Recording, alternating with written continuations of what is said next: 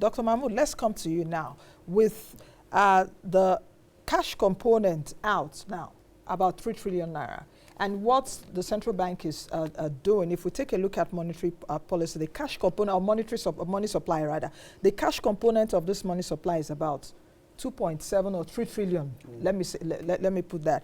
How do you think that it will influence total money supply, which is about 48 trillion naira? Because if you take a look at others, I hope you are the one in charge.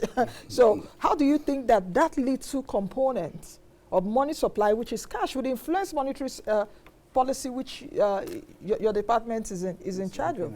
Yeah, okay, I think... do you understand what I'm saying? In terms of, yes, the deficiency is there already. So there's no how this would even, the deficiency is there.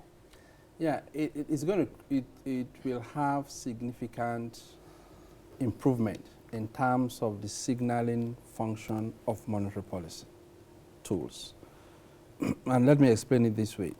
The main monetary function of central bank is price stability.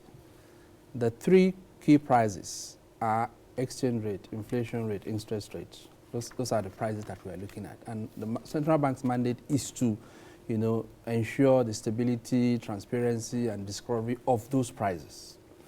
The tools that central bank uses are interest rate, what we call money market interest rates, the anchor rates, the OBB, treasury bills, those are the rates they use.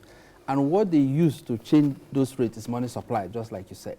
So, and that money supply, it covers the transmission channel for implementing this monetary policy tool is the banking system, is deposit with the banks, and Omar explained the entire component of currency in circulation. That other component is outside the banking system. That means these short-term monetary policy tools that I'm talking about, anchors, the money market, OBB rates, cannot influence the behavior of that quantity of money outside of the banking system. So if you increase MPR, for example, you want to tighten, and substantial volume of that money that you even want to squeeze into the system so that rates can go up is outside of the system. That volume of money that is outside of the system can be used to disorganize whatever you plan to do. That same volume of money can be used to hit the FX market, pressure in the FX market. And as we have explained here several times, there's a very smooth transmission from FX, naira depreciation, and inflation.